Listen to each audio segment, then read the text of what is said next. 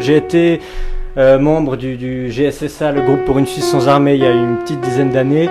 Vraisemblablement, c'était pas le meilleur moment puisqu'on sortait des attentats du 11 septembre. Donc avec la paranoïa sécuritaire qu'il y avait, la population suisse n'était pas forcément ouverte à l'idée d'une abolition de l'armée, ce qui, avec le recul, je me rends compte, était quand même un réflexe assez salvateur. Moi, ce qui me dérange dans l'antimilitarisme, c'est finalement, je dirais que c'est une utopie et que c'est une utopie dangereuse. Si ce n'était qu'une utopie, j'en aurais pas peur. Pourquoi? Alors, c'est une utopie parce que ça n'arrivera pas avant que l'ensemble des pays se soient démilitarisés. Et ça, on peut toujours rêver, ça n'arrivera pas. Alors, et c'est parce que ça n'arrivera pas que c'est dangereux. Parce que finalement, si on démilitarisait le monde entier, ben je serais à peu près comme tout le monde, je m'en réjouirais parce que ce serait le règne de la paix universelle. Je ne crois pas malheureusement, tant que l'homme sera homme et tant qu'il y aura de l'histoire, que ça arrivera. Donc ce qu'il se passe, c'est que les gens qui en Suisse, et notamment qui se situent à l'extrême gauche, militent pour, non pas pour, c'est plus qu'une démilitarisation, oui c'est l'abolition totale de l'armée, ces gens-là n'arriveront pas à leur fin, mais par contre feront un pas dans une certaine direction. Cette direction, c'est quoi? À nouveau, c'est le passage vers une armée professionnelle. Et ce qui est assez terrible, c'est que ces gens-là, qui ne veulent peut-être pas plus que moi une armée professionnelle, vont l'obtenir. Et je dis que tous ceux qui luttent aux côtés de groupements antimilitaristes comme le GSSA, tous ceux qui, par exemple, ont milité contre l'arme à la maison il y a quelques mois, même s'ils ne le souhaitent pas, la seule chose à laquelle ils peuvent aboutir en étant les idiots utiles du camp libéral et du camp bourgeois, c'est le passage à une armée de métier, c'est-à-dire sortir de la démocratie. Jean-Paul Marat, qui plusieurs années avant la Révolution, dans un livre que je vous recommande et qui s'appelle « Les chaînes de l'esclavage », qu'il a écrit en Angleterre, il dit, je cite, « En tout lieu, les princes ont poursuivi le même dessein et ils ont si bien machiné qu'à l'exception des Suisses, il ne se trouve aujourd'hui nulle part des soldats citoyens. Partout des mercenaires armés par la tyrannie contre la liberté. Ainsi, après avoir armé des mercenaires contre l'État, sous prétexte d'assurer le repos public, le prince désarme ses sujets pour pouvoir plus aisément les jeter dans les fers. Et ça peut vraiment faire penser à la récente votation sur le port d'armes des citoyens soldats. L'avantage de cette armée de milice, c'est que c'est le peuple qui est en armes et on ne délègue pas ça à des mercenaires, à des salariés qui ne feraient non plus ça par devoir patriotique, mais uniquement par l'appât du gain. Comme on garde un contrôle sur la force armée, on garde un contrôle sur le pouvoir. Il suffit de voir le nombre de pays où le service de milice n'existant pas, c'est sans doute la majorité des pays, on a eu des putschs. Je sais pas, si le Chili, en 73, on vient de fêter l'anniversaire du 11 septembre, qui n'est pas que l'anniversaire de New York, mais celui du Chili. Si le Chili, en 73, avait une armée comme la Suisse, Pinochet ne serait pas arrivé au pouvoir. Si l'Espagne avait eu, dans les années 30, une armée comme la Suisse, Franco et son régime ne seraient pas arrivé au pouvoir. J'ai l'impression que justement cette armée joue aussi ce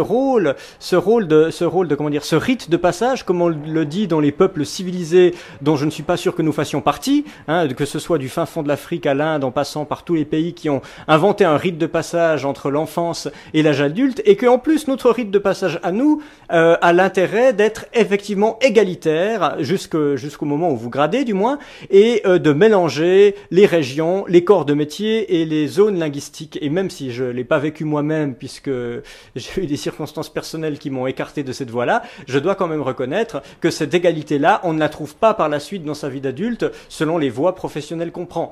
Donc moi je place ça dans la tradition de la Révolution française, des soldats de l'an 2, de la milice, et plutôt ça qu'une armée de mercenaires qui doivent tout à leur investisseur et leur employeur, et rien à la patrie et au peuple. Je pense qu'au niveau de ce que peut faire la société pour nous, l'armée joue ce rôle de rite de passage, mais la question, elle est quand même secondaire. On n'est pas là uniquement pour s'épanouir, mais c'est... Et moi je suis étonné qu'un parti socialiste, qui est quand même historiquement le parti des idées collectives face à l'individualisme de la droite bourgeoise, soit aujourd'hui uniquement sur cette espèce de créneau du développement individuel, de l'individualisme petit bourgeois, alors que finalement...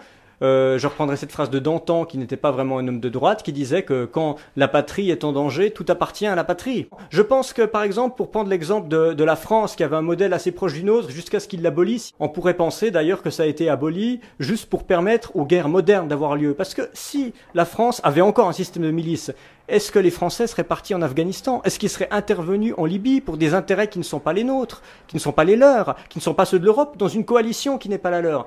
On peut vraiment se poser la question, et en général, au moment où ces réformes arrivent, il suffit de voir qui les porte, dans quel intérêt, et quels sont les conflits qui se préparent. Cette perte de souveraineté, en général, c'est l'alignement sur les diktats de Bruxelles et de Washington. L'abolition de l'armée aurait comme corrélation, et c'est vrai que c'est une corrélation logique, aurait comme corrélation d'entrer dans une structure supranationale du type de l'OTAN, et c'est tout l'arnaque de l'Union européenne qui prétend être un bloc géopolitique indépendant alors qu'elle n'a même pas de structure supranationale. D'un côté, tant mieux, parce que j'aimerais pas en faire partie. Mais si elle n'en a pas, c'est-à-dire qu'elle n'est même pas capable de tenir tête aux forces atlantistes à l'OTAN. Et pourquoi elle ne leur tient pas tête? Parce qu'elle en fait partie. Quelque chose d'inquiétant, c'est que notre neutralité, notre indépendance, notre souveraineté, elle tient aussi à ça. Parce que le monde qui est le nôtre, ou les autres pays, je ne sais pas pourquoi, ne se comportent pas exactement comme nous, on est obligé un petit peu de jouer les règles du jeu. Si on ne le fait pas et si on abolit une institution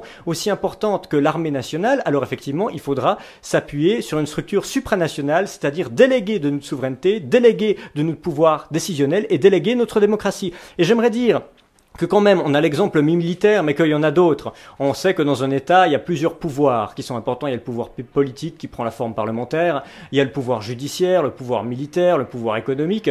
Et on voit que petit à petit, au fur et à mesure qu'on avance sur le chemin de la mondialisation, de l'européisation et dans une certaine mesure de l'américanisation, on nous dépouille de ces droits démocratiques. Il suffit de voir, par exemple, la disparition des jurys populaires dans les différents cantons. La dernière fois, c'était à Genève. Alors, on est en train de dire maintenant, le peuple, les simples, ce qu'on pourrait appeler les gens de milice, les citoyens ne sont plus aptes à tenir leur siège dans un jury populaire. Demain, les citoyens ne sont plus aptes à prendre les armes pour défendre leur patrie. Et après-demain, qui sait, les citoyens ne sont plus aptes à entrer au Conseil national et les députés seront aussi des gens salariés. Et ça, c'est tout simplement ce qu'on appelle la dictature. Mais l'abolition de l'armée, si elle survenait un jour, ce serait dans le cadre d'une démilitarisation générale. C'est la même question qu'on se posait pendant la guerre froide au sujet de l'arme atomique.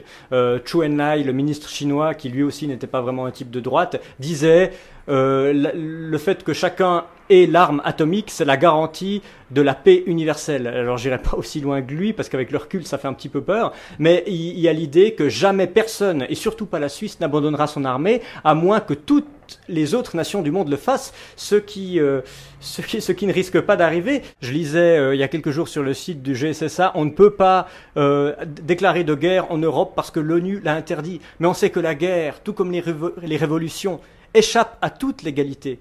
Le coup d'État n'est pas ce qui nous menace en Suisse, mais une guerre européenne n'est pas forcément probable, mais c'est quelque chose qui est possible, et on aura beau jeu de se cacher derrière nos lois, nos conventions internationales des droits de l'homme et nos droits internationaux impératifs pour dire que la guerre est illégale. La guerre, comme la révolution, ne sont jamais illégales.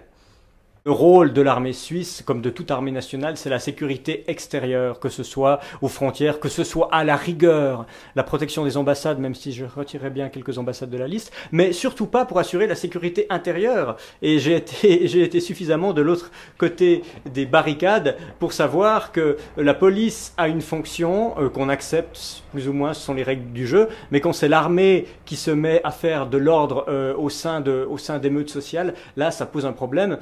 Et non, ça ne devrait pas arriver dans ce système démocratique, puisqu'on peut envoyer nos frères d'armes à l'attaque d'un danger extérieur, mais non pas se retourner contre ses propres quartiers et contre ses propres concitoyens. La protection civile, c'est l'apanage de tous ceux qui ont été refusés au recrutement pour différentes raisons physiques et mentales qui les regardent et sur lesquelles je ne m'étendrai pas, étant donné la grande proportion de jeunes aujourd'hui qui arrivent avec des papiers, des certificats médicaux complètement truqués.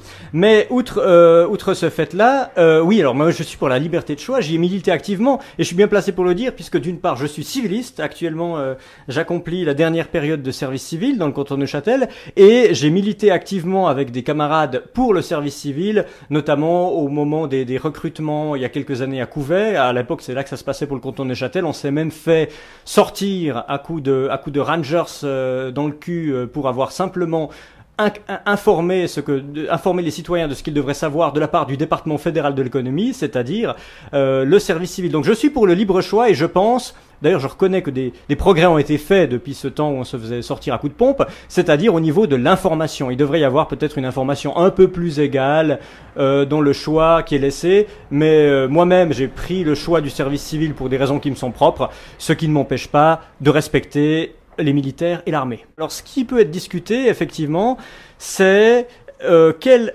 compétences on demande exactement de la part de civilistes, étant donné que des gens, par exemple, qui ont un handicap physique, peuvent accomplir certaines missions au service civil, et le recrutement, c'est vrai, est un petit peu vite fait. Et aujourd'hui, on a un taux de réformés qui est extrêmement haut. Et je pense que, bon, bah évidemment, c'est avec la complicité d'une certaine partie des jeunes et notamment des médecins qui les soutiennent, je dirais, dans leur fraude, mais une complicité de l'état-major de l'armée qui finalement ont tout intérêt à passer à une armée professionnelle. Et ça, j'y suis tout à fait opposé. Je dirais comme l'asine, mais comme peut-être les quelques rares moutons noirs d'extrême gauche qui ont compris de quoi je parlais et qui finalement ont compris que dans un pays démocratique qui entend exercer un contrôle citoyen sur ses principales institutions, eh bien garder un contrôle sur l'armée c'est essentiel, parce que sinon on sort de l'état démocratique. Il y a un gros problème effectivement, c'est quand même le montant de ce budget fédéral de l'armée qui est quand même élevé, surtout dans une conjoncture où on fait des coupes partout. On parle toujours, y compris et surtout la droite parle des fonctions régaliennes de l'État qui sembleraient se limiter à la sécurité militaire et intérieure. Moi j'ai l'impression quand même qu'on devrait inclure dans ces fonctions régaliennes les écoles, les services hospitaliers, et c'est précisément là qu'on fait des coupes. Donc je connais pas actuellement le budget de l'armée. Je pense que s'il y avait une réforme à faire, elle serait dans ce sens, et ça me motive encore plus à refuser la réforme de l'armée qui tendrait à la rendre professionnelle, parce qu'elle coûterait plus cher, parce qu'on a maintenant des jeunes gens qui exécutent une fonction par devoir citoyen et patriotique, qui sont défrayés plus ou moins modestement selon leur statut, avec une assurance pour perte de gain et une solde, alors que dans le système que voudrait nous proposer, je dirais, le centre, eh bien on aurait une espèce d'armée de salariés, de mercenaires, ce qui, outre les problèmes dont j'ai déjà parlé en fonction du rapport à l'État et à la patrie, ferait un trou encore plus énorme. Donc ne serait-ce que par austérité budgétaire, je suis pour la poursuite du service de milice et non pas pour passer au service professionnel. Bien sûr que les femmes devraient accomplir un service pour la société, mais en fait, quand on y réfléchit, elles le font déjà, et elles le font depuis la nuit des temps, depuis que l'homme est homme. Les femmes font et élèvent les enfants, ce qui est sans doute tout aussi laborieux qu'accomplir quelques mois de service militaire ou civil, et moi je ne crois pas qu'on doive leur demander autre chose, sauf si, comme dans le système actuel, elles en font la demande. Les femmes sont acceptées dans l'armée, et les femmes sont acceptées dans le service civil, où elles sont encore moins nombreuses, mais évidemment je pense pas qu'il doive y avoir d'obligation, seulement on peut en trouver quelques-unes. Je suis pour l'égalité dans la différence, hein, c'est une vision différentialiste. Il faut bien se rendre compte que ce qui fait fonctionner les sociétés modernes et démocratique, en gros depuis la Révolution française, c'est que le citoyen, le peuple bénéficie d'un certain nombre de services et de sécurité en échange d'un contrat qui implique la conscription obligatoire, enfin dans notre pays, c'est-à-dire l'armée, et le prélèvement fiscal, les impôts. Voilà les deux services qu'on rend à notre État en échange d'un ensemble de services publics et de sécurité. Et je pense que les femmes rendent tout à fait à l'État ce que celui-ci leur donne.